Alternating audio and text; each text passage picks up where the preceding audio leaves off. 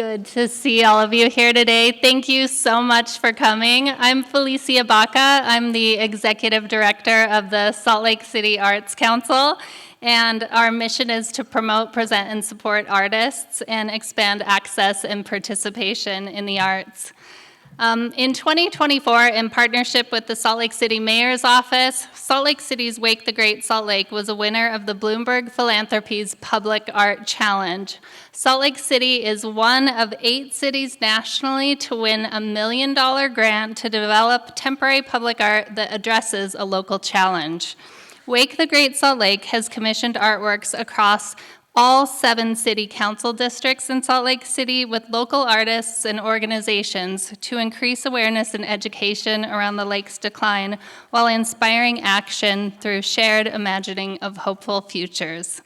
And tomorrow is the culminating event, a symphony of disappearing sounds for the Great Salt Lake by internationally renowned artist Olafur Eliasson, who I'll introduce in a moment. This installation will take place from March 26th to April 4th, beginning at 9 p.m. each night in Memory Grove, and you can find tickets at wakegsl.org. The artwork features a musical composition and colorful light projection that unfolds after dark across a towering sphere.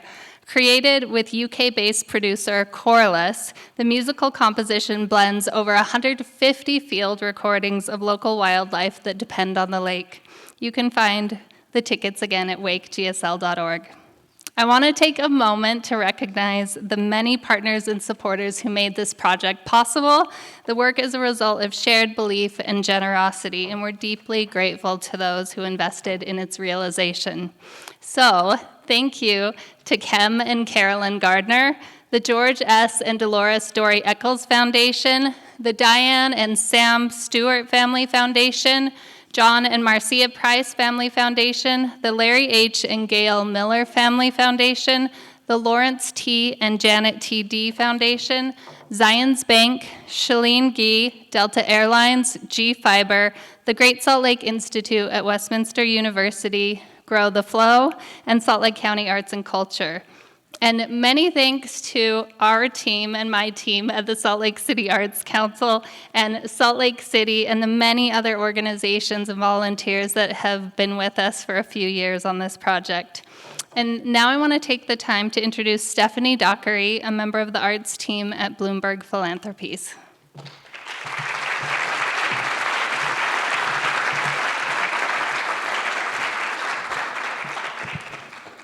Hello, everyone. It's a pleasure to be with you. Congratulations to Salt Lake City and Olafur Eliasson on opening a symphony of disappearing sounds for the Great Salt Lake, the 13th and final installation of Wake the Great Salt Lake.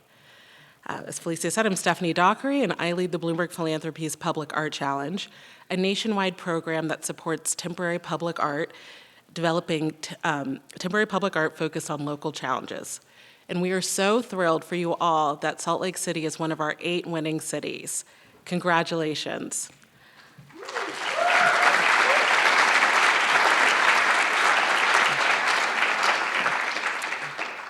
I am joined by my colleagues Ali Jaffin, COO of Bloomberg Philanthropies, and Kate Levin, who leads the arts team.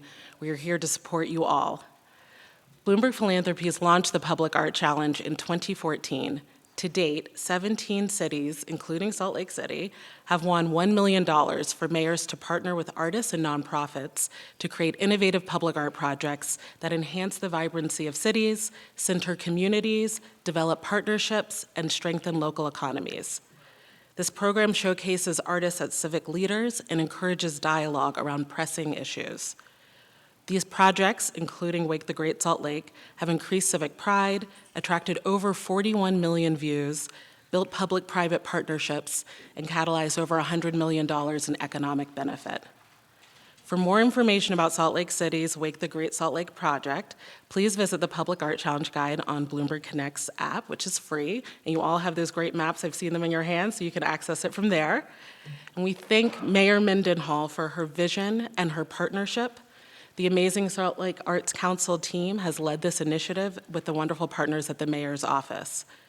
Congratulations to Olafur and his studio team, who have brought a symphony of disappearing sounds for the Great Salt Lake to life.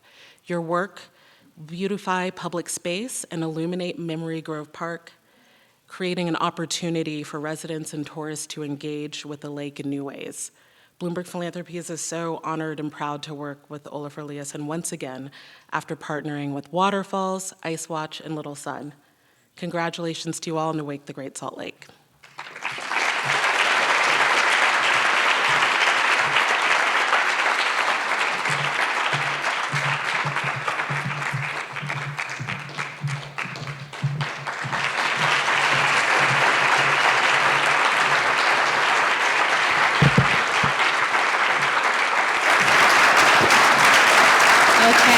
So to get to the matter at hand, it's a discussion called Listening to Great Salt Lake, and I'm so pleased to be joined today by this group of incredible conversationalists. I'm going to keep it short. You can read about their bios on your ticket. First, our moderator, Dr. Chris Ingraham, is Associate Professor of Environmental Communication and core faculty in the Environmental Humanities Graduate Program at the University of Utah.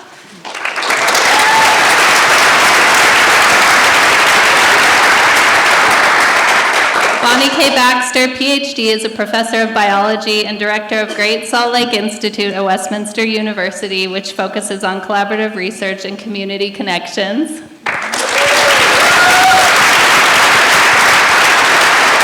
Emily Lewis is a water lawyer with 15 years of experience assisting clients in navigating and solving complex water problems.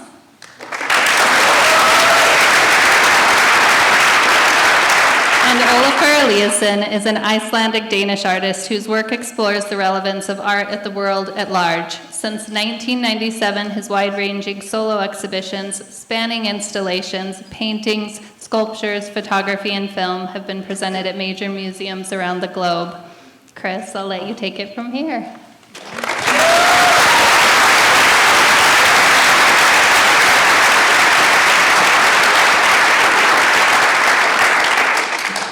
Thank you, Felicia. And thank you all for coming to this exciting event. We have what I think is going to be a really provocative and exciting conversation for you tonight. I thought I would start by asking Olafur, given that you have exhibited works in the major museums, major cities all around the world, what inspired you to come to Salt Lake for your latest project?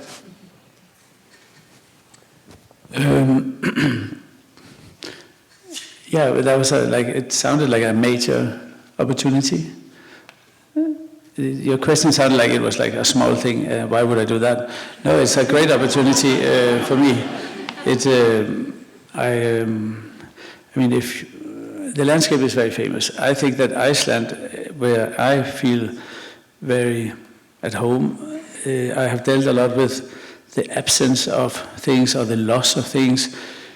We attended, or a lot of people attended, like myself, a funeral for a glacier that was organized by Andri Snær, and he's an Icelandic environmentalist and author, and that could be me, actually. But an Icelandic author, a funeral for a glacier, and it was declared dead by a glaciologist, and when a glacier doesn't produce the snow for its own existence or the ice every winter, then it is not a glacier anymore, it's more like a slush sort of thing.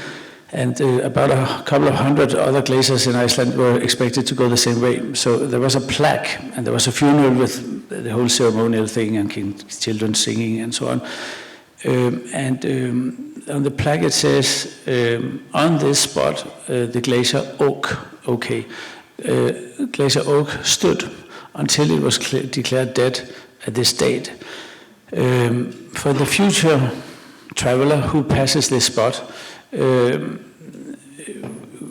can say that we today know the reason why it disappeared, and only you who comes here in the future will know if we took that knowledge and turned it into action. So it's very beautiful in the sense that the absence was sort of turned into, a possible idea of the future. So I've been very interested in this notion of what does it feel like to be in the future. We could call it the absence of presence. the glacier being present, and this idea of understanding the absence of presence. And I worked with glacial ice in Paris for the COP21 in the same sense, that making explicit or making understandable the kind of speed with which the snow is melting. And of course here in Utah you have this incredible heat, I understand, right these days, and there is nobody who can. So my friend Allison, who is here, they wanted to ski, and there is no skiing. But so now she's sitting here in the audience. But so this absence of what is so familiar to us that we take for granted has been of great interest. And when I heard about this project, the disappearing, I thought this was a great opportunity to sort of use some of the experience I've had in Iceland, and also this incredible landscape that is out here. It's very easy to get attached to. Can you tell us a little bit about your upcoming installation in Memory Grove, a symphony for a disappearing lake, symphony of sounds for disappearing lake? Symphony of Sounds for the Disappearing Lake, right? Yeah, this is a it is you could say it's a sort of visual. You could call it a film if you want, but there's a very large sphere, so 10 or 12 meters big sphere, which is full of air, and on that there's a film projection or projection, and that is a visual material that is made out of different things around and in and on and under the lake. So that is translated into colors, geometry, and everything that is in that film somehow has a relationship with the lake. It ends with being a little bit about the sun at the very end of it, and you can see a sun if you want. The sun, of course, is the reason why the water is evaporating. So even though the sun is not in the lake, it is above it. And it is interpreted into something more of a, so say, almost like a positive narrative. It's not. It is about the collapse or the sort of the drama of the ecosystem disappearing and the extinctions. And there's a soundtrack to it that I have collaborated with the British or Wales sound artist called Coreless. It's like Coreless if you look it up, and he is a sort of also producer of dance music, and it doesn't really sound like dance music. So there's a sound component and a visual component. I'm very careful to not call it like a music and a music video, because then everybody sort of calls it that. But it is a experience. It's about half an hour, I think, and it travels through about 150 animal or insect or sounds from the lake.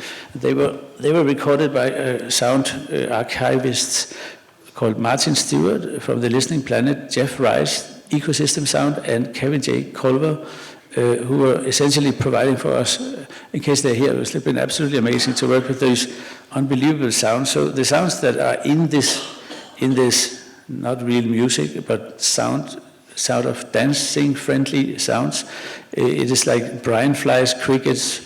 There is the famous boreal chorus frogs, right? The American white pelican, the snowy plover, the white-faced ibis, the heron, the eagle, American bison, the pronghorn antelope, the mule deer, bats, and the Great Basin rattlesnake, for instance. So all of this is, you can actually often hear it, but it is often also just translated into kind of like a nice groovy experience. And so actually what you see is as if the lake had turned, and all the animals and all the species has turned into a symphony, trying to tell us something. So of course they want to get in contact with us humans. So the idea is that the lake has agency. It is actually alive, one could say, and it is speaking to us. Now our challenge is, can we hear it, or do we understand what it is saying? So of course that speaks to this idea that instead of asking a lake, what can you use it for, and how much is it worth for you, can I make money on it, is it something I need to make money, or something, you could also ask, who are you, what is your name, what can I learn from you? Of course we can, as we for sure can also hear, of course we can learn a lot from the lake, because it's very smart, it's very intelligent if you look at it in this way. So this idea that the lake is actually reaching out to us and speaking to us is one way of looking at it. Or you could also just say, wow, this is a great abstract work of art. Let's get together and look at it, and it is celebrating something about let's try to reverse the course of the disappearing lake. Thank you. Thank you.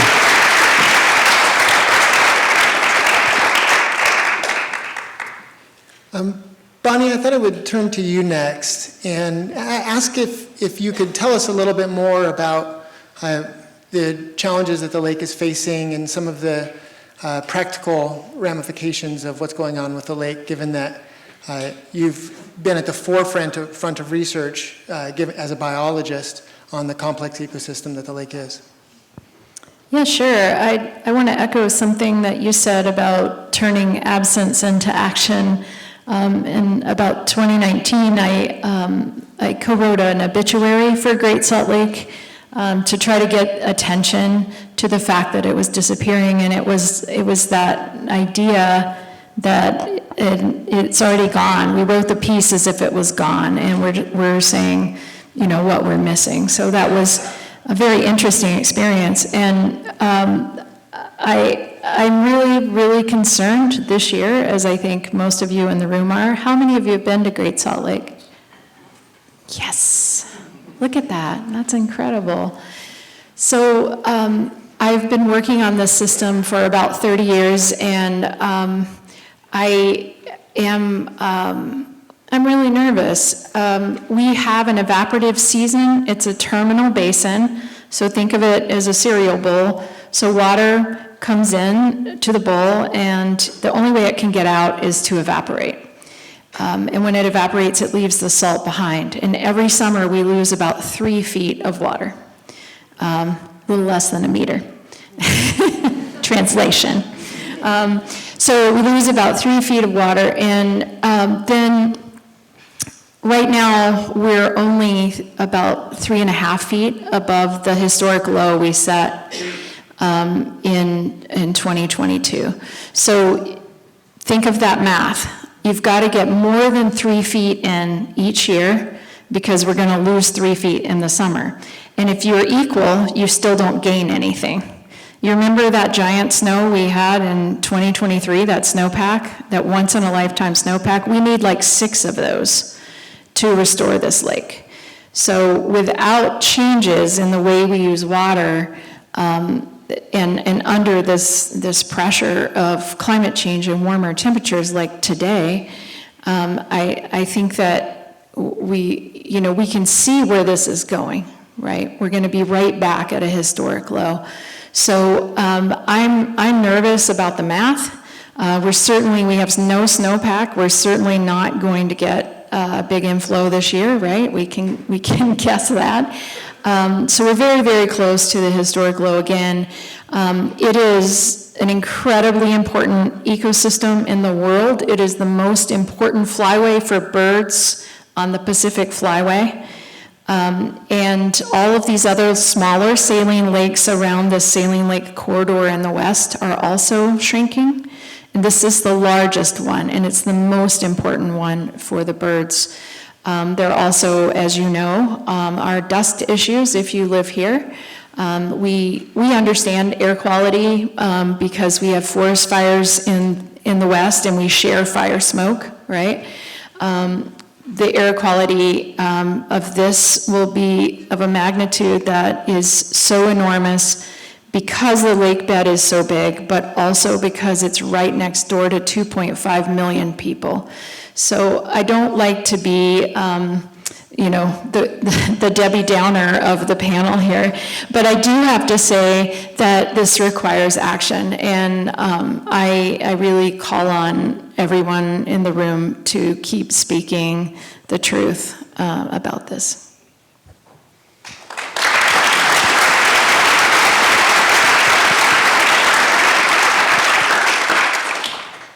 Thank you for that real talk about the lake. I want to turn now to Emily, because Emily works in water rights locally and also regionally, and so has a pretty good sense of what some of the obstacles and pathways toward improving the situation might be. So I wondered if you could spend some time telling us about those. Yeah, I'd be so happy to, and I'm so happy to be here. This is a great panel. I'm excited for the conversation.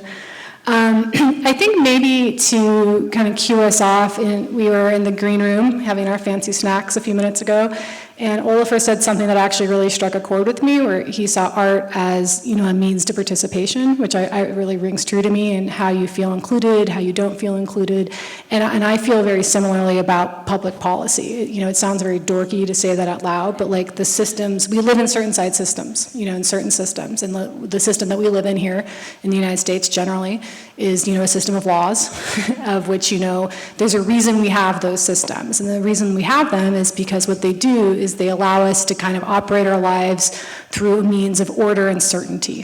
When you know what's going to happen, you're going to be able to make, decisions. It actually is kind of the foundation of a peaceful society. And so what's been so fascinating here about working in water, and water is the best place you should be if you're a lawyer, in my mind. It's really interesting.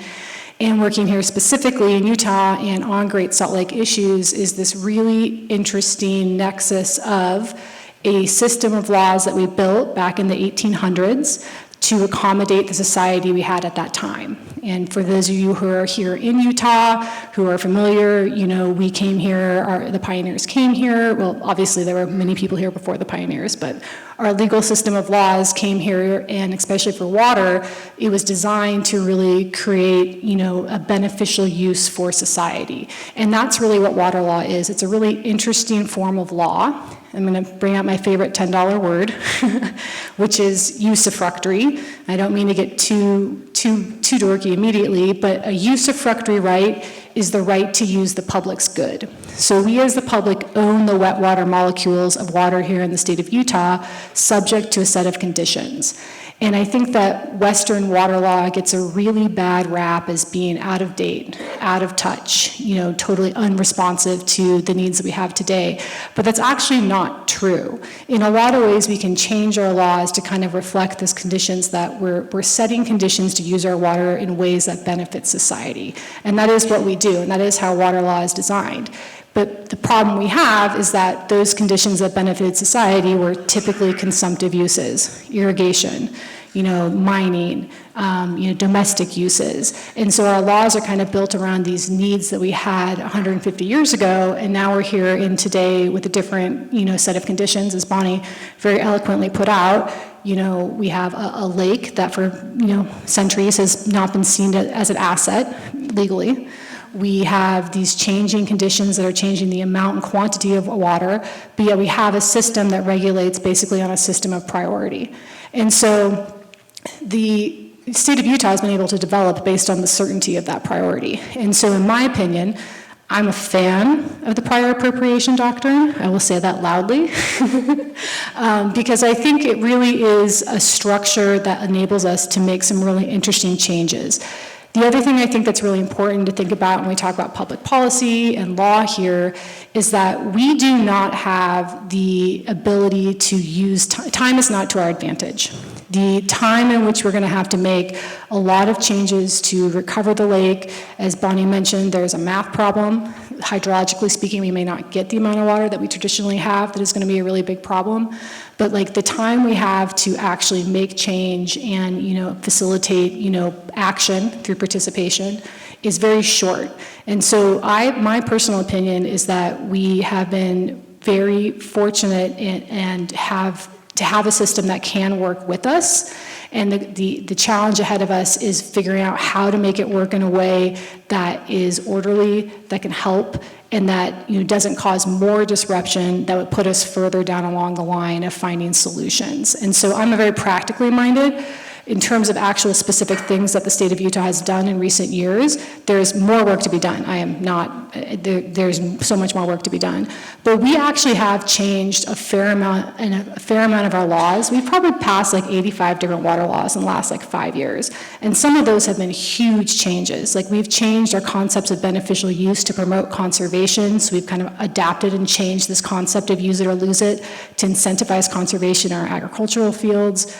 We have created a legal pathway to bring water to the Great Salt Lake. Prior to 2022, we didn't have an in-stream flow statute that really functioned.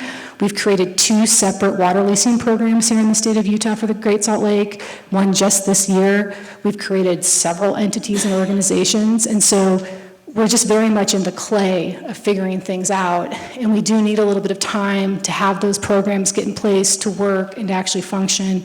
But there's much more work to be done, but I do think that there is more work that has been done, and because it's not fun, because you can't see it, there are no lights, I don't think that there's quite a public understanding yet of the extent of work that we have done and the groundwork we've laid. There's more to be done, but I think we've made more changes than I think is typically understood in the general public.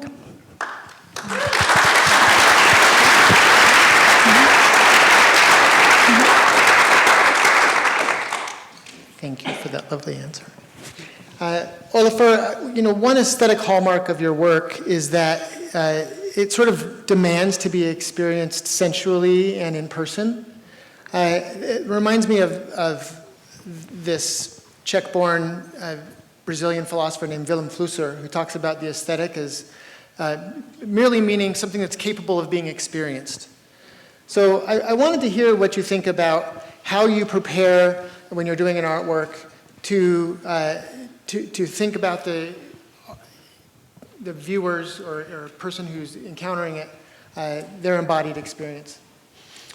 Yeah, so that's a good question. I imagine myself being the viewer somewhere in the future, and then I try to understand what decisions to make to have that experience actually matter in an imaginary context of the future. I do that in various ways, but interestingly, I somehow I play around with things in my studio. I use my amazing team to come up with support ideas and how to sort of do this, but I also very much focus on where is the potential actually? Is it, where is creativity? Is it creative? And often it turns out that creativity is not like, should it be red or blue or metal or wood or air or fire? That is not really creativity, that is form, that is the language. I think creativity is to be able to foresee the consequences of these actions. Like if you do metal, then that means something. If it is copper, then probably the mining company, no, that's not good. So if it's like this or that. So the idea that I use often is to kind of put myself somewhere in the future, and then I say, hi myself, in 10 years or in 2 months, and then I send a message back to me, and I go, okay, thanks. And so a lot of things has to do with also, is the artwork capable of reflecting a not yet articulated emotional need? So this idea that one could maybe imagine that there's going to be a discourse. There's going to be a discourse which might have to do with science. It might have to do with public policy. This discourse might also then mix art, science, public policy, and there is a need for us to collaborate, and that might not yet be fully articulated or clear, or why should we? So there's a question of interdisciplinary or connectedness, and us being all on the stage was quite unusual actually, to have these different normally silofied sort of categories here, and I try to be conscious of that, how to best actually collaborate with scientists or policymakers. It's kind of quite inspiring to understand the consequences of my own choices when making art.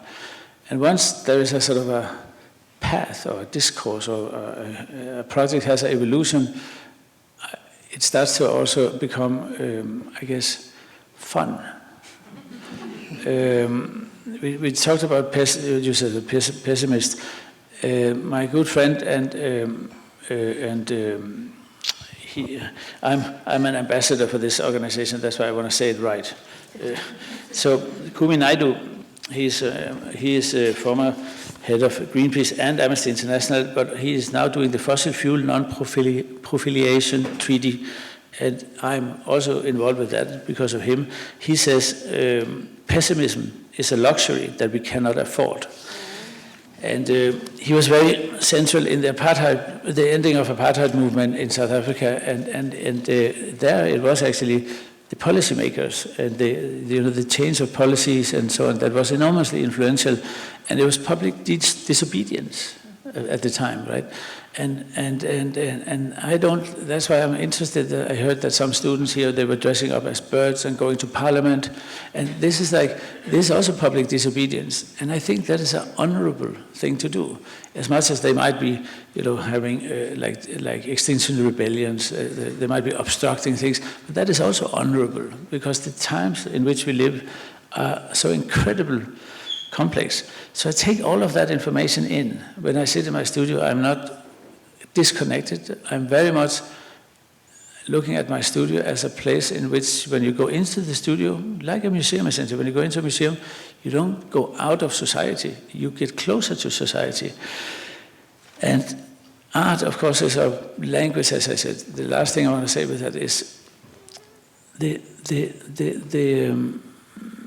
the language with which we speak is now a part of, I work in the cultural sector. That's a big sector. That's a part of civic society. So are you. We have one thing in common, that we do not rely on being dependent on capitalism or market economy. Science, if it was driven by capitalism, which of course now is generalizing a bit, and we can, I'm generalizing a lot. But science, is to be able to trust science, you have to know that it's not somebody trying to sell you something for profit, because it's science. If it is science, it cannot be done this way, even though it happens. And the same one can say with policymaking and the whole legislative questions. Of course, that is also a generalization that one can debate. But strictly speaking, the art also enjoys the trust of civic society, culture.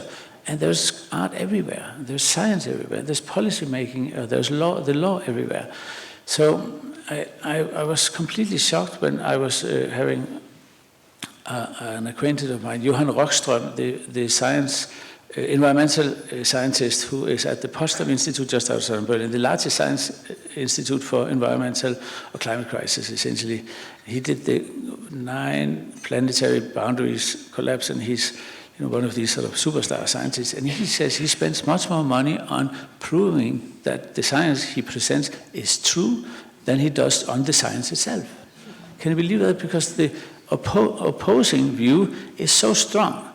And this is why I think it's incredibly important to have parts of society that can be trusted. And you spoke about the idea of the public domain, that we have something that is public. So when making a work of art, I very much try to support this idea of, well, what do we all own? This is what is the public. And that is why I think art is very important to be also maintained as a contributor to the public. So essentially this notion of sharing communities, and also allowing people to be wrong, being slow, all the things that capitalism is not really happy about, slow, doubtful. I'm very doubtful sometimes. Now I'm even wondering if I'm talking too long. I'm doubtful about that. Did I get across? I'm doubtful about that. I'm uncertainty. And because we're not in marketing, it's okay. I can still be your friend and be confusing to listen to. Well, but in populism or in polarized economical systems such as profitability only, if you are confusing, it's not really well. In populist politics, if a politician says, I don't really know, I don't know what I think about that. Of course, that's often the case. Then people say, we're not going to vote for that. So doubt is a great thing in an artist studio because you are considering doubt, surprise, uncertainty, softness, tenderness, all these things, they are really important. So if I say, I'm doubtful, yes, I say, right? Thanks.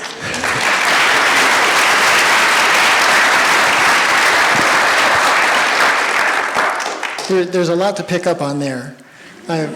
One of the points I thought maybe I would ask you to elaborate on or think a little bit more about for us is when you were talking about imagining a future years from now and what life might be like then, you seem to be kind of positing what in English is like the future anterior, the what will have been. which of course we don't know. So we are drawn back immediately into the present, in the current moment when something is possible, when the fun you talked about in art can reveal itself, or when we can enact those sort of creative processes that you were talking about, which brings us back to kind of the embodied encounter. Yeah, but we do know. I mean, we know that glaciers are melting. We know that. We know that if we don't change something with regards to the Great Salt Lake, we know what's going to happen. We can predict that very easily. We also know roughly how long. We also know what to change. We also know what is needed to change. So we know everything. We also know what's happening with the planet. We know that. The Earth is collapsing. We know that. And is it about 2 years, 3 years, 5 years, 10 years? Do you remember 10 years ago or 15 years ago, it was like 20, 30, 50. Now it's just like 10 years, right? So everything is pretty easy to predict. And that's why insurance companies, they have just stopped insuring houses. And because they know. Yeah. Thank you. Was that a question? Actually, I was just saying the future is actually relatively easy to, it's also easy to understand in a certain way why, when we know everything, are we not doing anything? And that way you also know. It's because people don't feel that what they do matters. They don't think they can do anything. So we have a scientist telling exactly and a legislator telling exactly, but still we don't really change our life. It's just very difficult. And yeah, so I'm very interested in that too. I have another quote. Because there's a new book out by Steffi Bednarak, a climate psychologist, right? A climate psychologist, because he works with the idea of that we used to be all dependent on nature, right, to survive, like farmers and fishermen, and those like. So you always looked at the weather. You were like looking at the ground. Is it wet? The river. Our livelihood was dependent. That was like 100, 200, 300 years ago. Modernity gave us the luxury of being independent. You know, we're not going to die. Well, now it's maybe different again. But you know, so we lost that kind of relationship with nature, and this new book by Steffi Bednarak, it actually deals with this idea. Maybe one could look at this as a kind of cultural or legacy type of trauma, that we lost that touch to nature. And it's not about some romantic idea back to nature, living in the caves and so on, but it's literally about having lost the ability to relate to nature. And that is a kind of a trauma that cannot just be solved with rationalism or with legislation and science. The trauma is a sense of, I am disassociating, I'm disconnecting, I am just not capable of dealing with this. There's a shame component, there's a sort of a judgment, and I was like, what am I going to do? I just don't feel. That was meant to be, I just don't feel, right? I just don't know how to feel. Well, let's move. Bonnie, you've spent a lot of your career literally working in and with the lake. You know its sounds, you know its smells, you know its textures. How does that embodied encounter with what's really a kind of magical place inform your sense of care for the lake? Can I take you to Mars for a minute? Let's do it. Okay. So there's this planet called Mars, and 4.5 billion years ago, when our planets were both formed, our solar system was formed, we were very, very similar. And about 3.5 billion years ago, the magnetic poles on Mars shifted.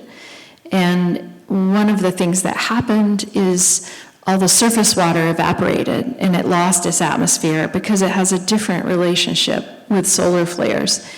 So all of the water is drying up on the surface of Mars. If there were microbes living in that water, because we know there were microbes living in the water at that time on Earth, we have fossils of them. So if that was also true of this very similar planet Mars, as the water dried up, the water would be salty, right? So, in all my NASA grants, I discuss how Great Salt Lake is an analog for studying ancient life on Mars. And you can't tell me, the first time I went to the north arm of Great Salt Lake after I just moved here, and I'm canoeing in pink water with these mountains all around and this blue sky, I really thought I could be on ancient Mars, right? And every time you go to Great Salt Lake, you see something different time of year, different lake elevation. The spring, it's bigger, it's all dried out by the end of the year, and it's just a different place every time. I've been going out there probably every couple weeks for the better part of 3 decades. I still see something different every time I go. And I find it to be a magical and an inspiring place. I really do. So.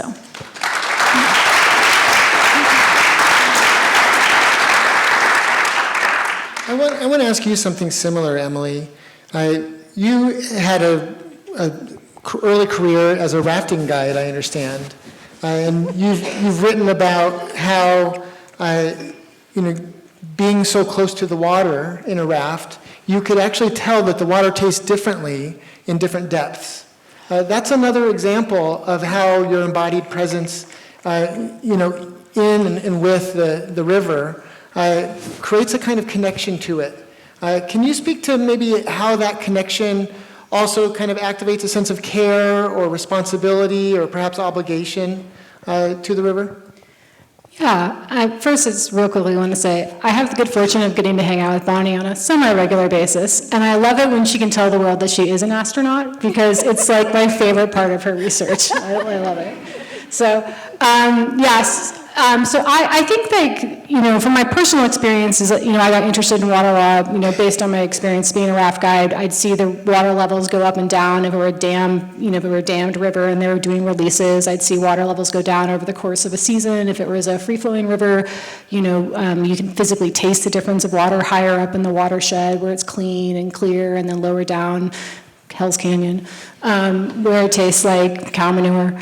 And so, just like what is the physical reality that you live in? And I think, from me personally, that was why I was curious to get into doing water laws. Why are all these things happening? But I do think, though, that this connection to water is actually much broader and has a much different experience, a much different connection in terms of the embodied experience that you talk about. But I think it comes and it actually speaks to some of the challenges, but also some of the opportunities for us here in Utah, because I do think that for us to make the kind of changes that are going to be needed, we're going to have to do hard things. And that's going to also require a rewiring of identity. And I think that is actually the hardest challenge that we face. Because, while my experience to the entry of the field might be this fun recreational activity, if you go out and talk to a farmer, and I've represented many producers, those people are connected to that water. They go out there every day. They can look at their ditch. They can tell you exactly how much water is flowing. They can tell you when their grandpa did X, Y, and Z. I mean, this is part of the challenge, is their association with water is very tied to identity, history, family, literal economics. You're not even talking about the fact that this is their livelihood. And so I think that asking for changes makes you rethink a lot of who you are. And I think that is very true for our agricultural community. But I think it's also true for folks who are not in agriculture, because I think one of the misnomers we have here in the state of Utah is that, ag is taking all the water. And agriculture is the largest water user in whole across the state. That is a true statement. But if you actually look at the Great Salt Lake watershed, the Bear River watershed, most of the depletions, the actual consumption of water, are used for agriculture. But when you go to the other areas of the watershed, like the Weber, Jordan, here in the Salt Lake Valley, the biggest user of water is municipal, industrial, and basically homes and buildings, cities and schools. And so not only are we asking our rural folks to rewire their identity to help the lake, we as urban citizens, I live not far from here, also have to think about that. There's a reason that people don't want to pull out their lawns. 1, it's expensive. 2, it's annoying. And 3, culturally, a beautiful lawn says something to people. And so people are going to have to really rethink about, individually what they mean, but also, societally. We probably shouldn't live here. This really isn't the place. It's really probably not where we should have 2.5 million people living, but we're here. And so, I think we also have to say, what is civics? What is the public place? You know what I mean? And so, I think that this visceral connection to water is more than just an embodied, I care, it is care, but I think it's also a re-envisioning of maybe we really do start to look a lot more like Phoenix, and that is something to be proud about. That is something to say, we did this. We did this as a society. We rethought who we were. We recalibrated to what we needed to do, and those are the hard things. It's really easy to put words on a page, pass a bill, do those things, but to get people to actually make the changes, I think we have to tell a positive vision about why and why it matters. So that embodied close to water. So. Yeah, that's lovely. Part of what I think I'm hearing is that there's no one-size-fits-all solution, given that we all have different relationships with the earth and with the water around us and so on. I imagine that working in the law, it can feel like somewhat of an abstract, impenetrable system because there are so many components to it. How do you, if I may ask, how do you kind of return to the stakeholders and to the high ecological stakes for a whole region when you are dealing with kind of the complexity of the legal system? Yeah, I think this is a tanker ship. This is not a speedy boat that's going to change, and really it's an armada of tanker ships. It's not like a boat that we have to change. It's 17,000 of them in order. And so I think that I think with any kind of public policy change, public policy is just asking people to do things differently. That's what it is at its heart, you know what I mean? And trying to persuade them or, otherwise motivate them to do that. And so I think you really have to meet people where they're at. And, here in this space, we have so many folks who come at the lake with different perspectives, different interests, different desires. I think you have to really meet people where they're at and say, this is why this is what I'd like to do. How do you feel about it? How does this, how are you reflecting back on this? And we have this a lot when we talk about our agricultural leasing programs, this is what the need is and how, and inviting people to give us solutions instead of telling them solutions. I think that's the only way you're gonna ever have any kind of change. And I think that's not just true for ag, but if you have to pay more on your water bill because you need to have a smart meter, because many of our municipalities don't even have smart meters on their retail water service, which is absolutely the lowest hanging fruit for getting more water for water conservation, that's asking for change. And so you have to really tell a bigger story and then meet people where they are and then try and kind of educate, inform, and engage, but in a way that has a positive outcome, telling a hopeful story. I think the question is also the changing the mindset around climate justice. So climate justice doesn't become a polarizing another set of legislation which divides people into oppositions. So climate justice is very much about also taking the farmers into to the table and sitting around sorting out how to do non-polarizing decisions, whether there is any water or more drought-resistant crops and change, even though it might be difficult for the farmer to re-educate themselves into another system of thoughts, but also understanding that the success really relies on accepting that we are going to be together and disagree at the same time. And this is, of course, where culture somehow thrives relatively. You can be at a museum and say, oh my God, that's an awful painting, and then I can come and say, oh, but I really like that painting. Mm-hmm. And then we can still be friends. We can still be, so imagine if you're in politics, especially in this country, there was oh my God, this is somebody else. It was the other. So climate justice is about also stopping the othering and accept each other's, despite these different livelihoods, and see if we can create spaces where being different is actually an asset. Because being different is, of course, what can also create a greater society. You know, this sounds so challenging nowadays. Even sports. Oh my God, are you with the Kentucky so-and-so? You go, oh my God. But, so I take this from the great lawyer and former president of Ireland, the environmentalist, and a great mentor of mine, Mary Robinson. The way she works so actively with inclusion and acknowledging, in her case, she worked a lot with coal miners, bringing the coal miners to the table, and people were like, no, we would not have the coal miners at the table, they are evil. No, they're not, they're absolutely super nice, and they are just not normally brought to the table, and this is, I think, is a very humble idea, very nice.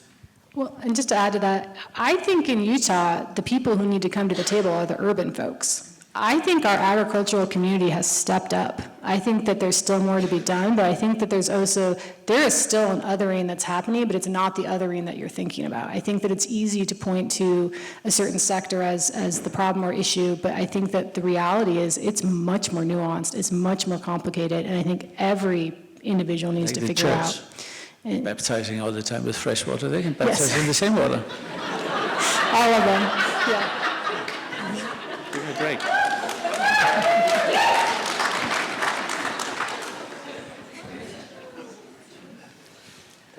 Well, Olafur, I've already asked you about why you came to Salt Lake City, but I want to point out that one thing that's really complex and provocative and intriguing about your work is your ability to speak to the global by way of the local, or the general by way of the particular.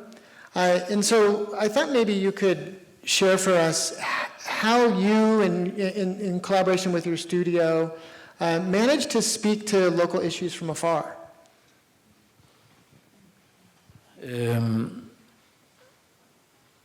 That's a good question, actually. I think I have, so the team who is here today, Catriona and Matteo, sitting right here, the very same Mary Robinson that I mentioned before, she said, and Kumi also, said, oh, we're going down to see the Pope. He's doing a climate-related sort of signing a paper, and there's a small event. Can you just go send some ice from Greenland? And I was like, great, yeah. Do you know who's organizing? No. They said, yeah, but you know. So we contacted them, and they said, okay, great. And Matteo and Catriona was on the case, and we called, and we were texting, and so they was not really getting back to us. And I already, because there was no time, of course, Kumi and Mary, they just said it 2 weeks before it happened.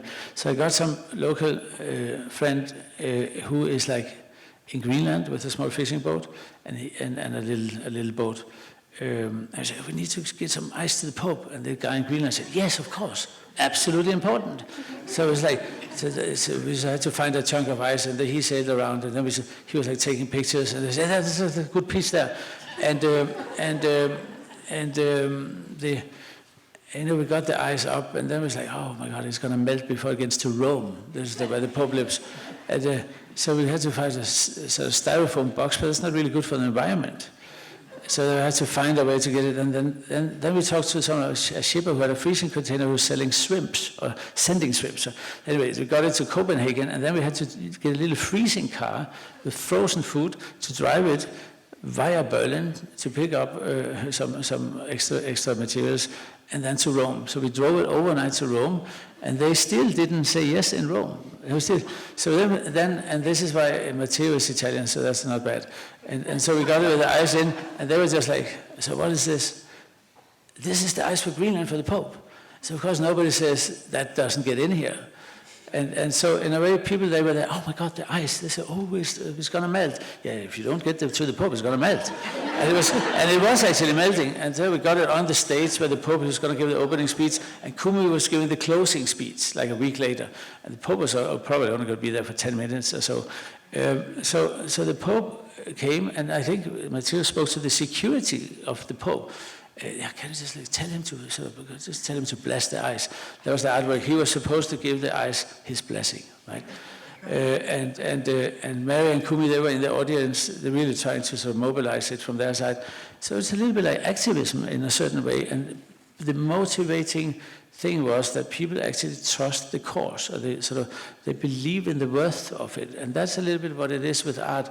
I had just lunch today with this amazing team locally here. It's fantastic. This is a huge team around the Arts Council and about the exhibition space. What was the name of it? Where we were today? The Memory Grove. So if you haven't been down there, you have to go down and check that out. There's a fantastic team. So there's this common, so to say, mission. And of course, the only one who didn't know was the Pope himself.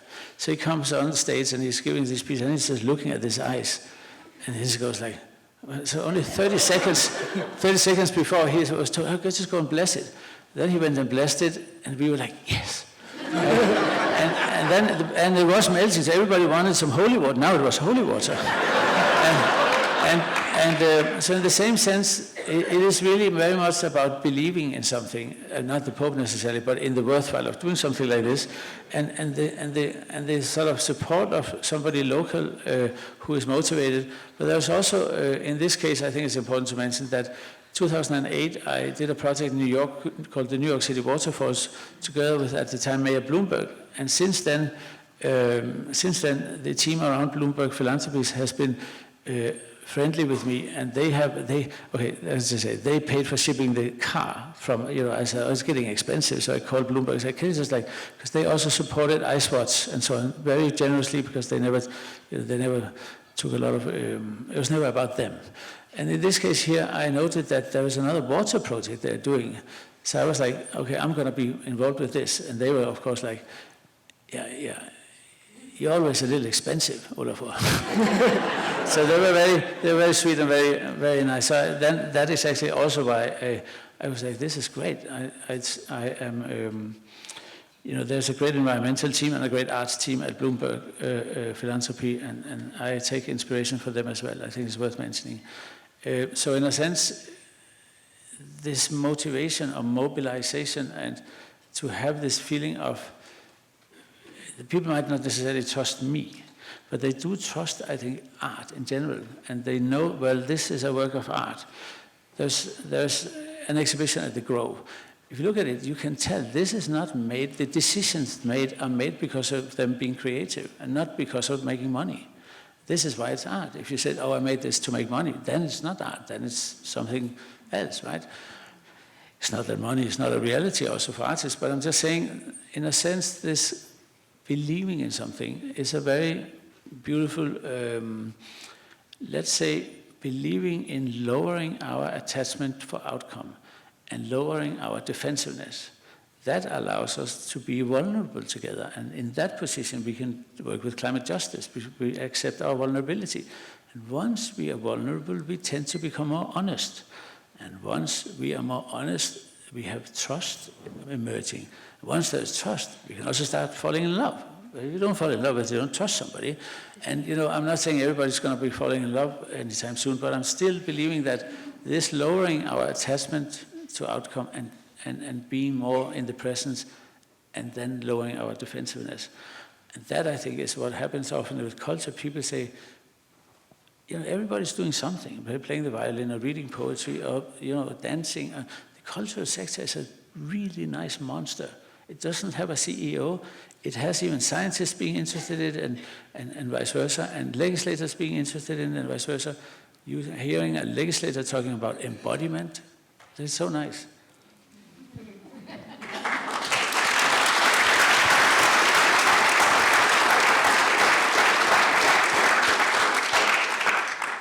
How do you break through stubborn beliefs, though? Right? You have some people that maybe arts aren't for me, or I'm on this ideological side of the spectrum, and so I'm not going to even bother engaging. Yeah, I don't really also. It's not, let's just say the challenge is such that art is not going to solve it alone. And you also saw before, pretty much all of you have been at the Salt Lake, right? So it's like kind of preaching to the choir here a little bit. Imagine if nobody had been to the Salt Lake here. That would have been nice, and you were all going to go to the Salt Lake, right? So we are pretty much on. You have to keep on. I know the watch has disappeared. Did you see it? So it's not always easy. And also, I mean, artists has worked historically for a lot of different contexts, and also bad ones. Why propaganda? Art is not necessarily always right. So just to throw that in as well, and there's huge biases and challenges in the art world and the cultural sector. But I just didn't think that. The thing is, though, to not be a threat and not to be fear-inducing and to not be polarizing is already a good beginning. And to actually accept that it is often such that despite where you are in the political spectrum, or despite where you are in the background, education, social thing, I do think that art is very often about listening. And if people feel listened to, that's often the challenge. People feel heard. They take their defense down. So if people don't think that they are being heard, then they're also not going to get engaged. And once you feel listened to, you also start to relax. And once you start relaxing, you are more open to be honest about fear. You're not going to say anything about fear. You're not going to say anything about fear if you're like tense, right? So this idea of feeling listened to is actually something very touching. And this, I think, goes for anybody of any background. It's really a universal law. Do you think the lake feels listened to? Well, tomorrow. But it is up to us to actually challenge our attention span, or like the way we think. Indigeneity and indigenous people have been able to talk to nature in whole different ways. And there is, of course, a number of things being inspired around the world from indigenous groups. We talked about rights of personhood. Emily doesn't like that because it's like kind of too complex. But indigenous people, they think of trees as something they talk to. And I think there is in the Western world, or the part of the sort of hemisphere that we have been so obsessed with, I think we have forgotten, that's what I meant with our relationship with nature. Indigeneity or First Nation people in Canada have this kind of incredible ability to listen to nature. So I do think that nature sometimes, except they have been treated so bad for so many years, but essentially they are up to something. And generally the indigenous communities around the world, they are not the one who's created the climate crisis, for sure. And we can learn a lot from them. So maybe the lake, I'm sure has the capacity to feel listened to. But it's our way of thinking that has to change. I think, isn't that what Robin Wall Kimmerer also writes about? A great author. Yeah. Yes, that's a wonderful book. Yeah, that's a wonderful book. What is the name of the book? Braiding Sweetgrass, yeah. Wheatgrass or sweetgrass? Sweetgrass. I thought it was a wheatgrass. Braiding sweetgrass. Braiding sweetgrass. Better than weedgrass.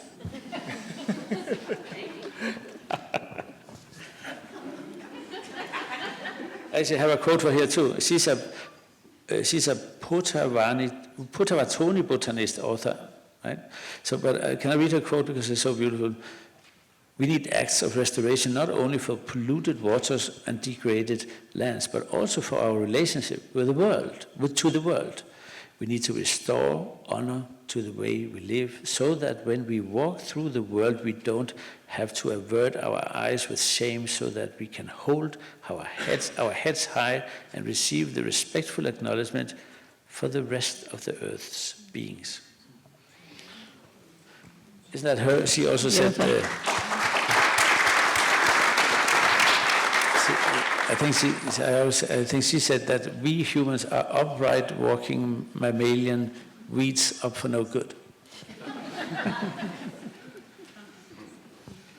Well, we are about at the end of our time, but I wanted to point out that we've been talking a lot about the role of the arts in fostering new imaginaries about our relationship with the planet and the more than human world. We have a really famous, highly successful, and challenging artist among us. and in a certain sense, it's intimidating to have someone of such stature here with us. But I want to point out that anybody can make art in everyday life and make a difference in the world. And we have this, all our panelists are artists, right? We could say that a podcast is a very popular art form that reaches thousands of people. And we have Emily runs a podcast called Ripple Effect that speaks to these issues, right? And Bonnie has written a children's book about the Great Salt Lake that is educating a younger generation about the world that we will be passing down to them.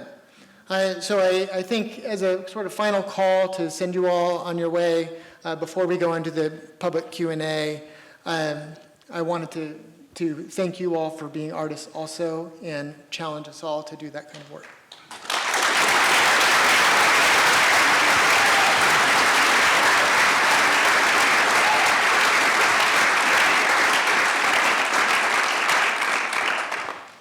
So I think what we're going to do is have folks line up if they have questions they want to ask. Is that right?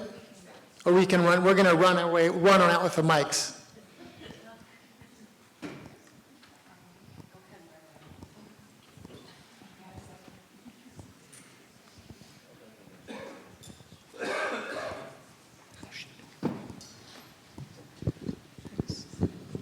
What's going to happen with the sphere after the show? Oh, there you are. The sphere is a rental from a sphere company. So I would have liked to keep it though, but it's still cheaper to rent than buying it. It's made for commercial advertising. It's like a spherical billboard, and it's full of air, so it's not expensive. They come in all sizes.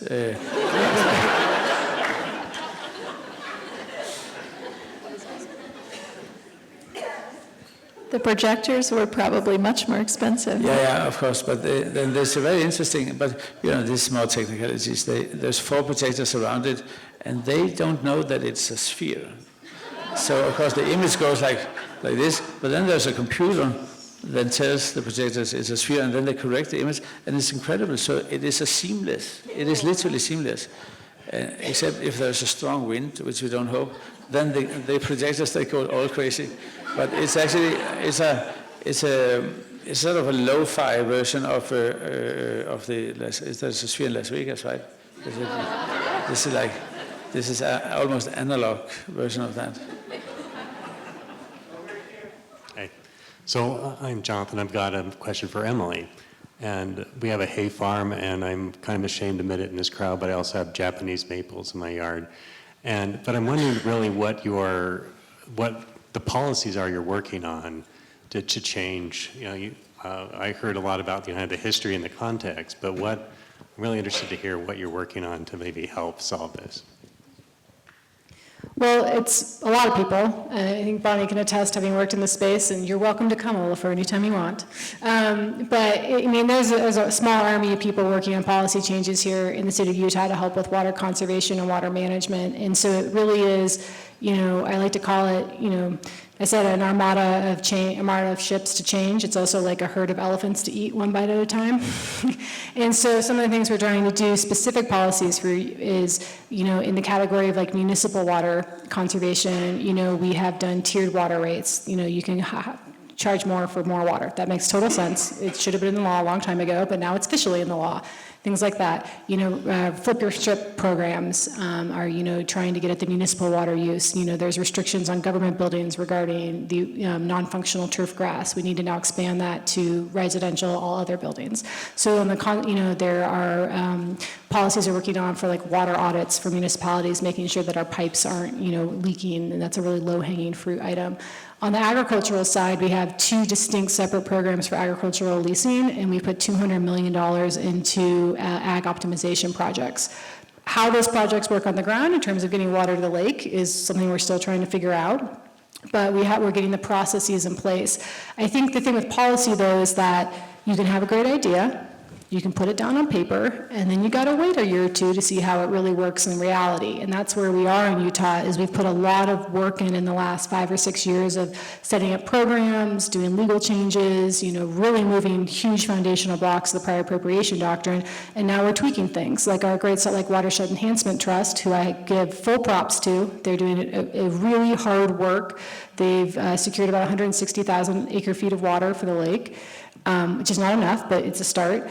They have done, that's been a really successful program, and then learning from that, we just created a brand new agricultural focused program that is addressing some of the barriers to leasing we found in that program. So we're very much like in this iterative process of like learning new things every day about what works, what doesn't work, where we can change, almost to the point where there's so much change, it's hard to like actually do all the work. But I think we are making progress. We can make more progress, but nobody is sitting on their hands. I want to put that very clearly. I don't know if you agree, Bonnie. No, I agree. There's a lot happening and a lot of people, and I think people talk about the state and they think they're talking about the legislature, but when you talk about the state, you're talking about a lot of scientists and lawyers and water rights specialists working on this issue and working on it every day. I mean, it is a lot of people and a lot of people who have the mission of saving Great Salt Lake. Yeah. Can I just say something while you find out what to say?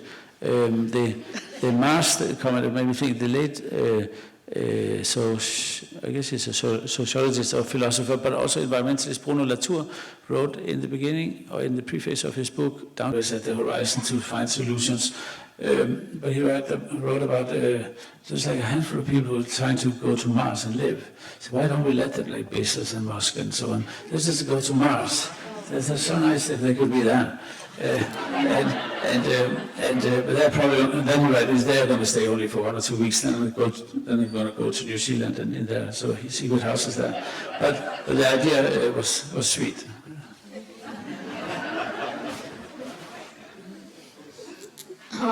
Sorry, funny. So I think this is for Emily. Is there, and maybe Bonnie also, is there, as we are thinking about saving the lake, there have been different levels of water that have seemed acceptable in the past. And we know that we are not there now at this point by a long shot. So as water is hopefully reintroduced into the lake, what does that look like? Is there a number that we're looking for? And if there is, what's going to happen to those buildings that have started to encroach into what used to be the lake bed? Hickman, it's nice to see you here.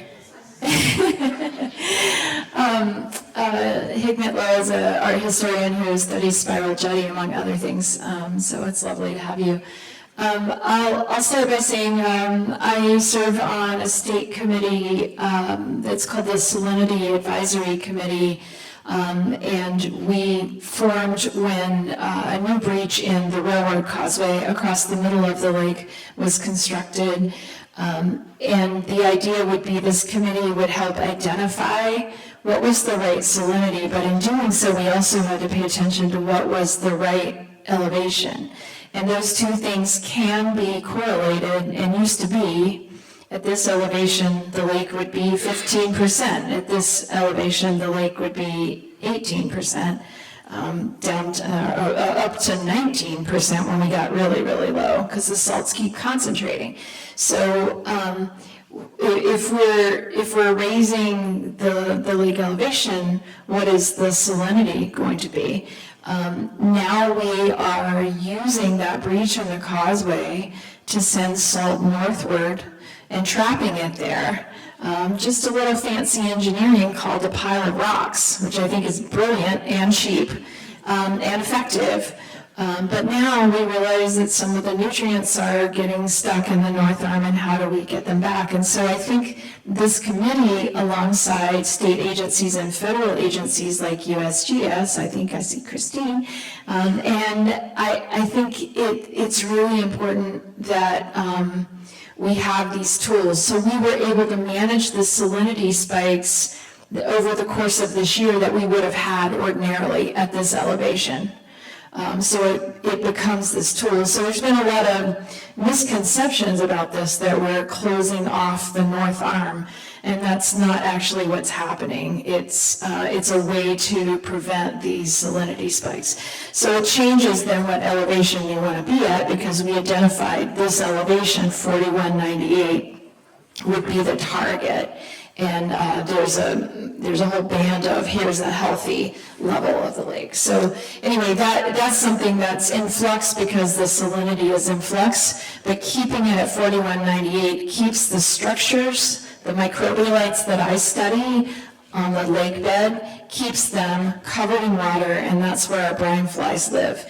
And that's really, really important because they feed more birds than the brine shrimp. And they live underwater 9 months of their life cycle. They live as a fly 3 days. So, yeah. I just want to say real quick on that one too. I do think that, Bonnie's a scientist, so I'm going to let the lake level that she needs for the microbials to live to be her statement there. But I think that one point of the conversation that I think has been really interesting is that there's been so much focus on getting water to the lake, which is the goal. I also think that we're kind of missing the opportunity to get more of a conversation about like a suite of strategic solutions, because like dust mitigation, like there are dust mitigation projects that are not necessarily just water on a lake, and I do think that we need to be thinking a little bit more broadly about what is it like to live in this environment that in adapting to the conditions we find, which a lot of it is dust, and we may use some of the water that we'd otherwise dump into the lake, but instead like germinate halophytes, and there are other solutions too that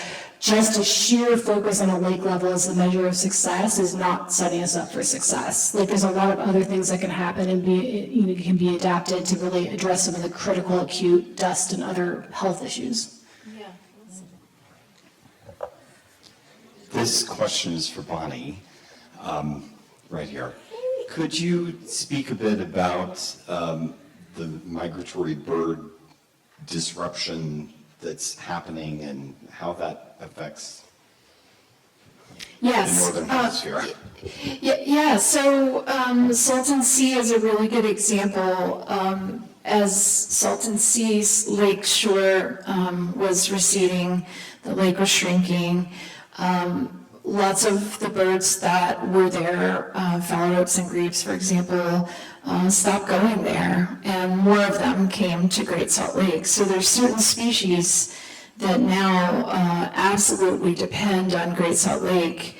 I was up at Lake Abert with USGS, which is a tiny salt lake in Oregon, and it's gone through some shrinking, and it's also, there's brine flies there, there's birds there. So as these smaller lakes shrink, like birds get moved around, they change their direction. When we have that hyper salinity that we had when we hit the historic low back in 22, what I read about, I wrote this book called The Food Chains of Great Salt Lake, and I had to read about birds, which I don't usually study birds. These water birds have salt glands, and they can get overwhelmed, and then you start to get salt in your organs. So the birds can get sick. It's not just about them not having enough shrimp or flies to eat, which also is a problem, because they can go to the wetlands and eat other invertebrates maybe. There's other strategies to move around. But if the salt is making them sick, that's another thing. And so there's several impacts that will happen to the birds, and we've already seen that in other systems where they've shifted around. Also with Owens Lake, when they started putting water back on Owens Lake, brine flies started coming and birds moved back in. So we can restore these populations, right? We can do that. And I think 2023 was a great example of that. We got all this water into the lake. The flies were like, hooray, they came back, right? And then we saw the birds doing better. The pelicans are still struggling with nesting habitat because predators are able to get to Gunnison and Hat Islands. So that's a concern, I think. Okay, I'm an art teacher and I work with young people every day. And my question I just want to pose to all of you is that young people are very energetic and want to participate. And when you talk about art as participation, my job, I feel like, is to figure out ways to help them participate. And they want to change the world, and they're going to, but I wonder if you have some advice on what you would think would be helpful for me to pass along to them to help them have ways to participate in changing the world through art. Well, so say hi to them first of all for me. That's so nice. I think for young people to choose to become an artist is super courageous, and I really respect that, because it is to some extent betting on, should I say, betting on something that is not necessarily acknowledged as a productive part of society, but is more seen as maybe a luxury, especially if it's about repeating what older artists like myself would do. So the first thing I would say to tell them, do not repeat what other artists have done already, because that doesn't really add much. And as they are young, they are also typically, I think, quite innovative. And I think the next advice would be to really trust themselves. It's so difficult to trust yourself in a world like this, where validation is so hard to come around, especially if you do something that nobody else has done before. Then it's really hard to get validation. And the third thing, which is also very important, do not rely on capitalism to be your partner in the role of making art. The art market is not a good friend to begin with. Because that is going to make you predictable, uninteresting, and, should I say, commercial. It can get a good friend later on in life, like with me. He's a very good friend with me. But it's actually something that is very difficult, because when I go to art schools and I teach and so on, I can see every young artist is obsessed with getting the career acknowledgement that comes with having a gallery and having this kind of more conventional success. No offense to the galleries. Now, really be outside of the economical system to begin with, and then if you're doing well, for sure, the galleries and the museum, everyone, they're going to come and do it. So just like Robert Smithson worked out here, this I think is a great thing, and I'm not doing that again necessarily, but to be free enough from the expectations of, the validation expectations. I mean, the worst people are always the parents, the parents and the families. It's so difficult to actually be an artist if you have a very strong tie to your parents. And then economy as such.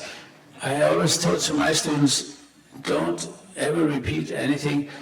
And now it's difficult because everything has been done, we say. That's not true. We're just beginning. And isn't it interesting to be an artist now with AI trampling in and so on? It's like a fantastic opportunity to be an artist again. I'm sure this is going to work out very fine for the artists. Sorry, for the rest of us or you. I'm sorry, but these are really the three advices. And I also think we should encourage other people, like in the room here. If you see a young artist, you should say thank you for your service. This is so great. It's fantastic to be an artist, to have the courage, or to be an author, or to be a dancer, or to be a poet. It is, in today's world, so wild to choose, I'm going to be an artist. It was wild when I was young. My grandfather said, the next thing is you're going to be an opera singer. That was the worst he could imagine. And believing in yourself is a luxury that my parents passed on to me.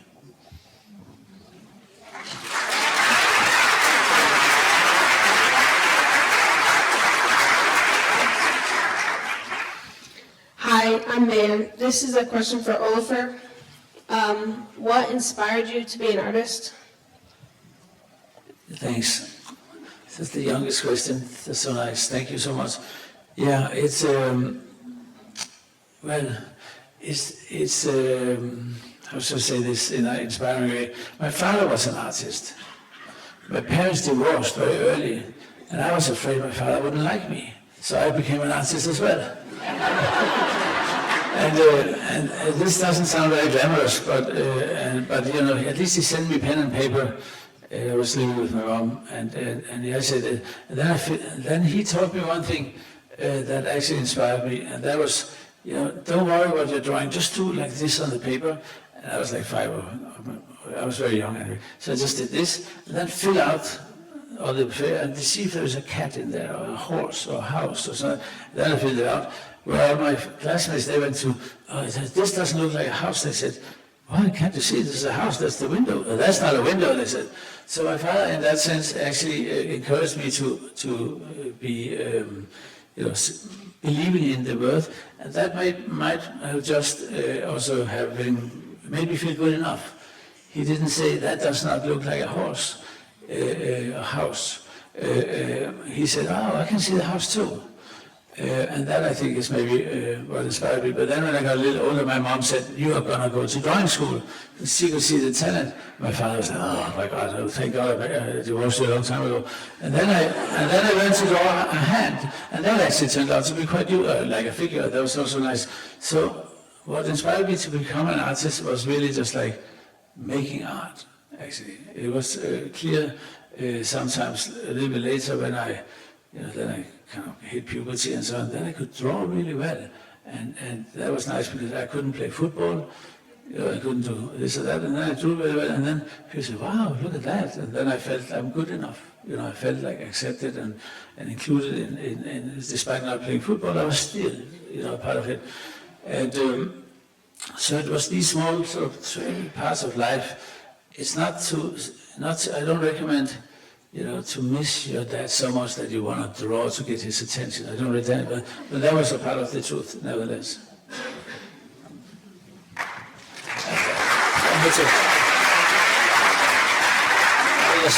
You're so the best audience. You should see how normally people they do like this.